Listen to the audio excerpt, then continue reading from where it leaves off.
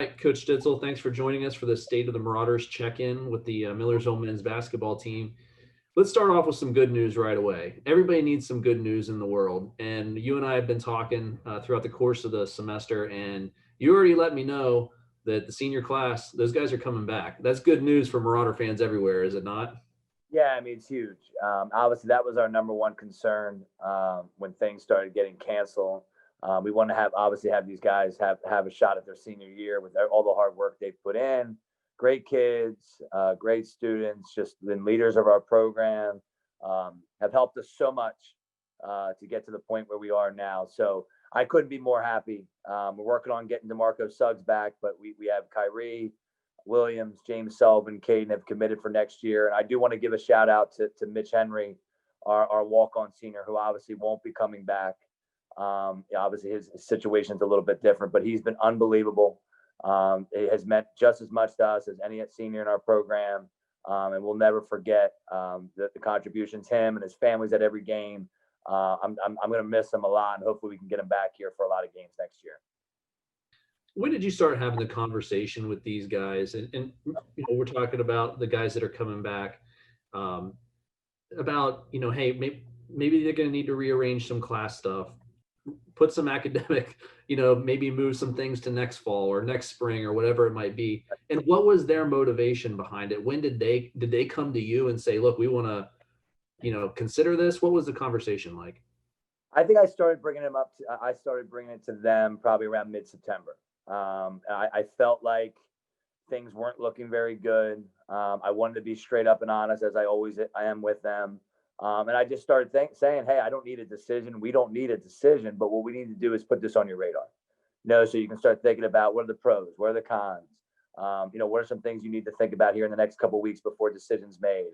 And I had great relationships with all those guys and their families, so it was very easy conversations. And the one thing I kept hearing back was, Coach, I don't want it to end like this. These guys, especially for Marco, James, and Caden, they came in when we were at our lowest level in the league in a rebuild. And they've gone through a lot of adversity, especially last year with the injuries that we had, and for Caden, obviously having a lot of injuries himself. I know they want to see this through. They want to see the process through, and I was just really excited to hear that they wanted to do that. And then the other thing is we wanted to find a way that not only could this benefit them basketball wise, but we want to make sure they can add something to their resume academically. So that's what we've been doing now, working with them to say, okay, is it, for a James Sullivan, he wants to be an accountant. So he's going to do a dual undergrad next year in economics. So for him, that benefits him. For Caden, it was a master's. For Marco, we're trying to work on a plan for him too. And for Kyrie, since he's a transfer, he has to finish up some credits next year because of obviously, losing credits to when he left Clarion. So every situation was different, but we want to make sure, hey, yeah, we love to have you back basketball wise. We want to finish this process, but we also wanted to add something for them academically so that they could look back at it in 2 or 3 years and go, not only did I get to spend my last year doing what I want to do, playing my last year of college basketball, but I added this academically that will help me in the real world. And I think we're doing that with everyone. And it's really exciting. Like you said, we need some good news for sure. Well, that's great to hear that not only are they coming back for the basketball reasons, but also getting a big benefit out of it academically as well. Absolutely. Um, can you talk about how important that those guys have been to the program and establishing a core for you guys, especially as you build? You came in the year before 4 wins, and now a team that has very high expectations for 2021.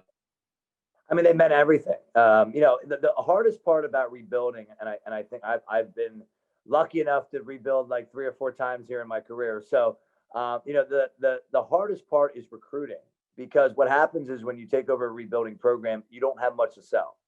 When we've started recruiting even last year, there was so many things that we could sell to to a recruit and their family. Obviously the university, location, campus, academics, and then what we had vision basketball wise. When you first start and you're rebuilding and you are 4-22, and then I think our first year we had 9 wins and missed the playoffs. That's the year we're selling a James. We're selling a Marco. We're selling a Caden. And really, what you're doing is you're selling yourself, and you're selling your vision. And as a coach, when you see guys and their families buy into you, and really, back you with your vision, I mean, it means the world to you. And that's what those guys did. They stayed with me.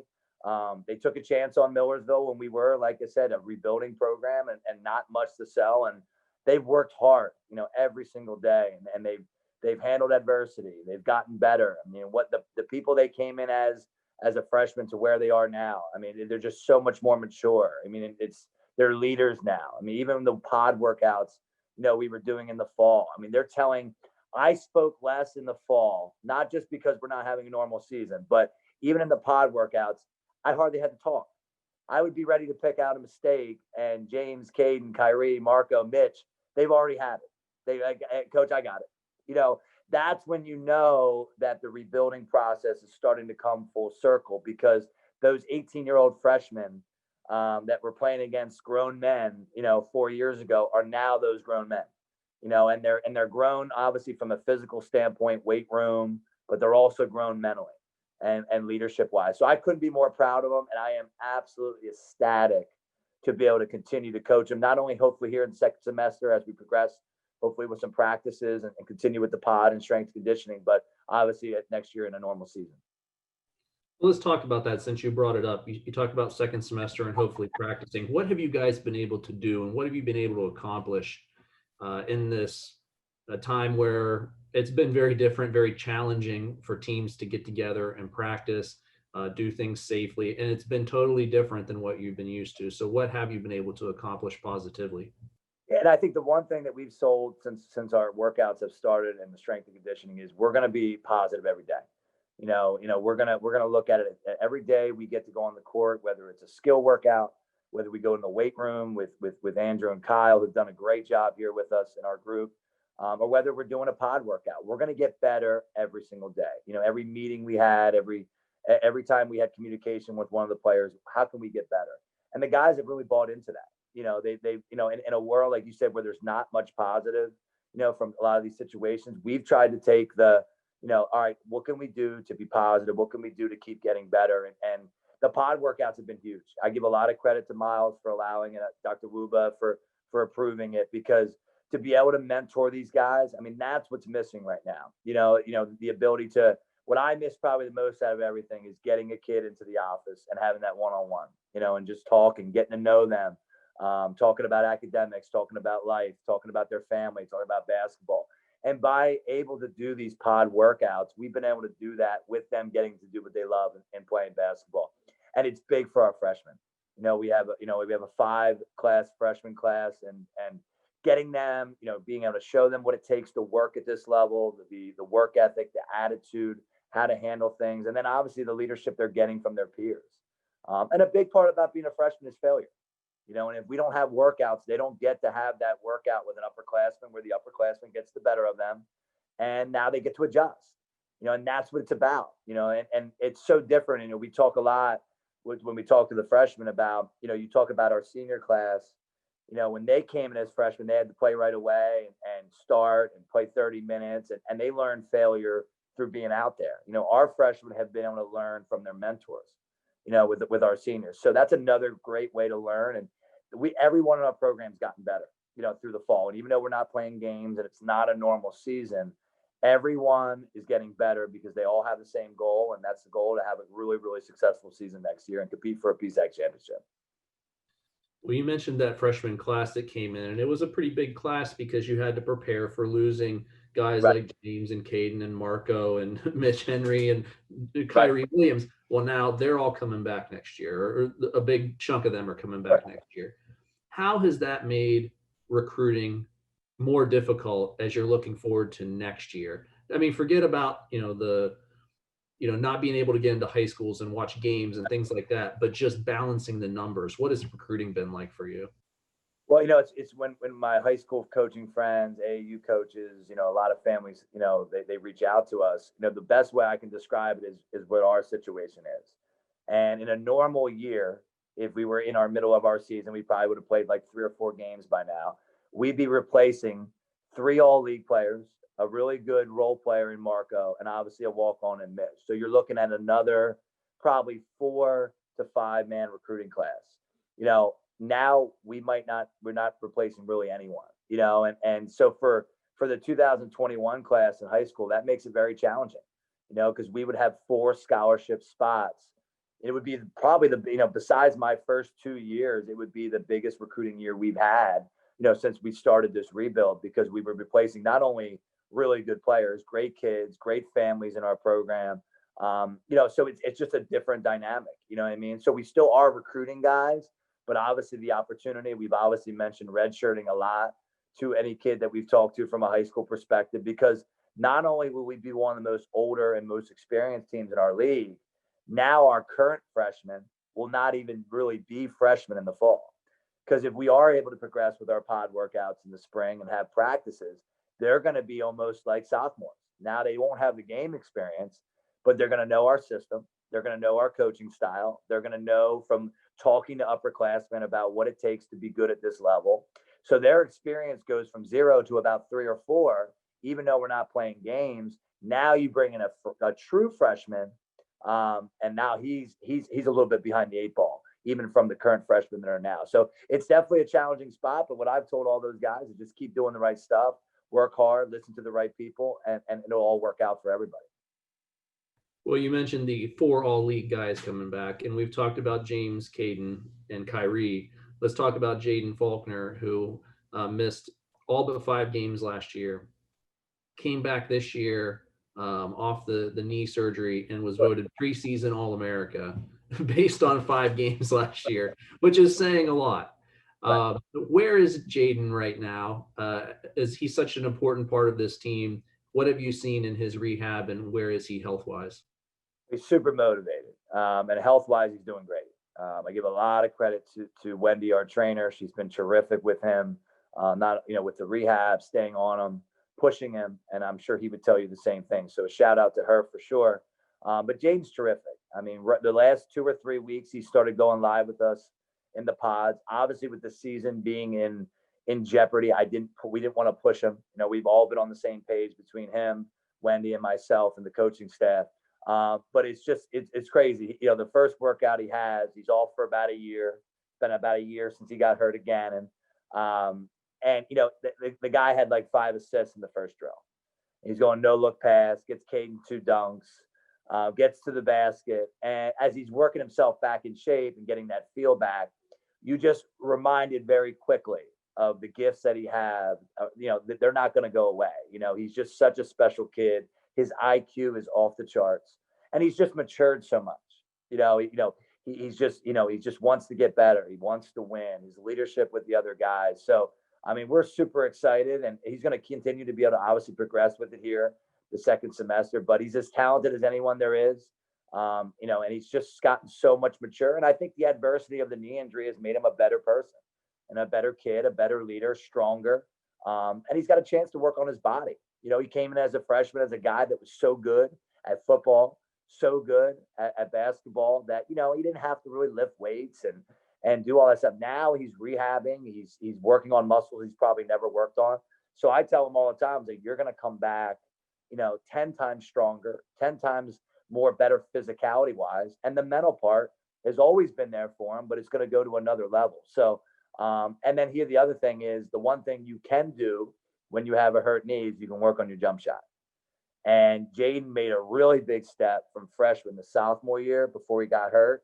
He's taken his jumper to another level because he's really worked on it and realized that his ceiling goes up another level. He becomes a 35, 38% three-point shooter. So I think it's going to be exciting for us, maybe not as exciting for the league to see, is you're going to see a very much improved shooter to add to already, some of the things he could do that were just high level basketball player and high level person too. Well, last year was such a tough adjustment when we took Jaden out of the lineup, right when things were rolling. I mean, the team was 3-2 at that point, but both of those losses were by 1 point on the road against NCAA qualifying teams. Right. So that shows you, the direction that the season was headed. When Jaden goes down, it's a total adjustment in how you guys play, guys stepping up into different roles. And 2 of the guys we saw really go from probably little used or had a specific role into a major role were Makai and Ryan Davis. Talk about those two guys and how that adjustment last year is going to help them this year, because we saw a lot of potential in those two last year. Yeah, and you're 100% right, Ethan. I think the biggest thing is, for last year, Jaden getting hurt, it hurt us. Obviously, it hurt us the whole year when you lose a player like that. A guy that was probably top 2 in the conference and getting ready for Player of the Year voting, right? So anytime you lose a player like that at any level in any sport, it's going to hurt. But what it did do was everyone in our roster had to step up and get uncomfortable. And even if you look at obviously Makai and Ryan, we'll talk about in a second, but you look at a Kyrie Williams, who was more of a spot up shooter, when he was playing with Jaden. Then he becomes a scorer, leads us basically in foul shots attempted, from last year. James had to handle the ball a lot more. Caden became, a guy that you can throw the ball into every single possession. And then with Makai was the instant scorer, shooter off the bench. Now Jaden gets hurt. He transitions into a point guard or co-point guard with James, and he now goes from a guy playing 20, 25 minutes to now 32, 33 minutes. And he was unbelievable. I mean, he just made big time plays. The experience that he got, you can just tell how much it's paid off, even in the little workouts that we've done here in the fall. So he's going to continue to get better. High IQ kid, great kid. You can see him being more vocal. Obviously, the experience, what it does, as a coach, we can give guys a lot of things we can't give the experience. And you could see that with Makai. You can just see how much more comfortable he is with that year. And like I said, we expect a big year from him out of next year too. And honestly, Ryan, if you had to ask me who I see the most improved player on our team, it would be him. Right now, he's been unbelievable in the fall, mentality-wise, maturity, and just basketball-wise. He's a kid that we recruited. I know I've said this to you a couple of times. When we recruited him 3 years ago, I said, if this kid can figure it out, he's as talented of a kid as we recruited since I've been here. And you're starting to see that. At 6'7", he's now, I think, at the point with his ball handling that he could play on the wing for us. So last year he was a backup to Justin, who was another guy that got so much better last year and had a great second semester for us. And I know he didn't get all league, but he was probably one of the first guys out of the all league voting. And I expect him to be able to do that here in the future.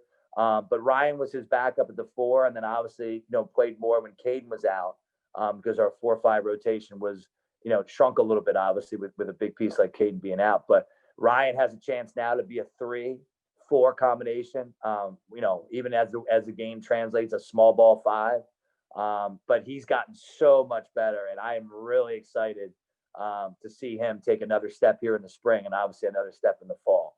And Justin Nwosu is another kid that's gotten a lot better in the fall. His jump shot really took the momentum of last year, improving on his 3-point range in the spring semester, and he's really taken off. It's just amazing and really cool as a coach to see what experience does for these guys. And a credit to them, when they've all had a bad stretch or adversity, they've all responded in the right way. And that's when you see really guys improve, because a lot of kids can't handle when they fail, and our guys have handled it and improved based on it. Yeah, and you mentioned Justin, and I'm glad you brought him up, because he was a guy at times that we saw very dominant performances out of in that stretch right when Jaden went down and you needed somebody, and Justin really stepped up and expanded his game, like you said, being able to step out, shoot the 3, and he's obviously a big part of this too. So a lot of excitement around this team as we look forward, and it's unfortunate that we didn't get to see it this year. But I'm sure you guys will be itching to get back to the court and play some games in 2021. One other guy that I'd like to mention is we didn't see him at the end of last year because he came in as a transfer in the mid-year, but we've all seen the highlight reels and we've seen tapes on YouTube. But tell me about this guy and what role he might have on this team.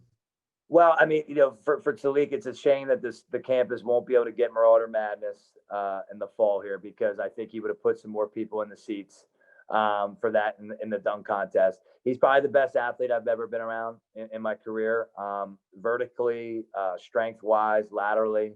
The big thing for Talik is just to learn how to play Millersville basketball, and he's obviously been off last year as a transfer. He could practice with us, but he didn't get.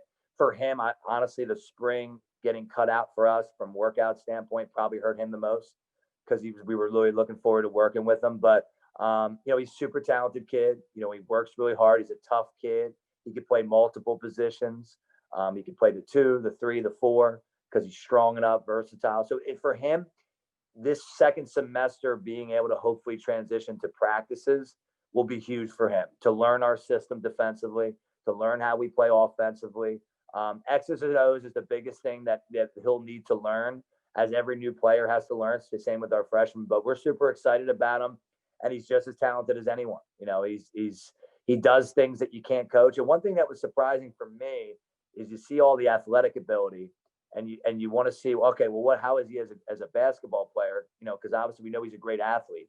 He has a really good feel, a really good feel off the ball screen, really good feel in transition, has a really good knack of seeing the open guys. So obviously when you're that good of an athlete and you can make others better, that puts your ceiling at a really high level, and his jump shot's really improving too. So we're obviously really excited about him, and it brings a lot of great competition to our program. But Coach, we've talked about all these guys coming back and the talent that you have and the veterans that you have. If you look back over your time at Millersville, the short time that you've been here and building this program up from where it was, what's a day in practice like now compared to when you first came in? And it's night and day.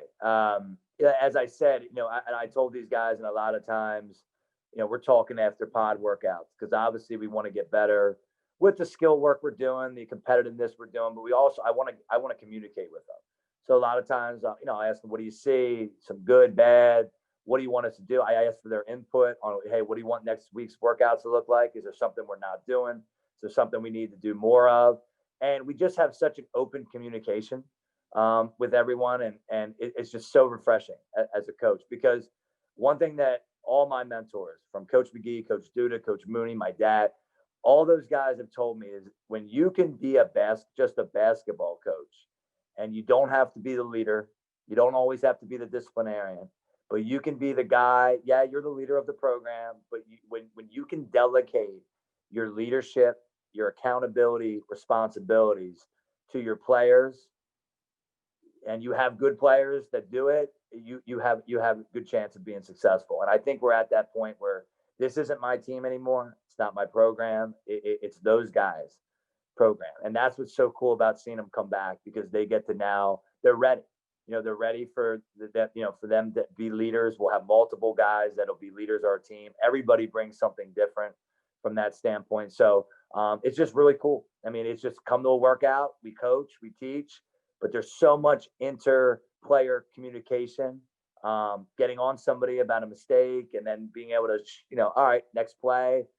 There's so much maturity that's going on in our program. And I also want to give a shout out to Coach Chris, my assistant. He's been unbelievable this semester with the skill work with the guys, constant communication with me and him being on the same page at all times. It's made it so much easier, in an obviously challenging situation with Zoom meetings and not being able to be in the office. Having an assistant like Chris has just been such a huge benefit for me, and he's just been so great for the guys, and they would tell you the same thing. Well, Coach, thanks for joining us. And on behalf of all the Marauders, I think that we're really happy to hear that those guys will be coming back next year, finishing it out on their terms after taking their lumps as freshmen and sophomores. And you could really see things starting to come together last year. Unfortunately, some bad luck, but hopefully they'll get to play it out and have it end on their terms the way they want to, and the way that we all expect it to. Absolutely. Like I said, these kids are, Kyrie, Marco, Caden, James. Not only are they good players, Mitch Henry. I mean, they're just great kids, great families. I'm so happy that I'll be able to get to be around them again for another year.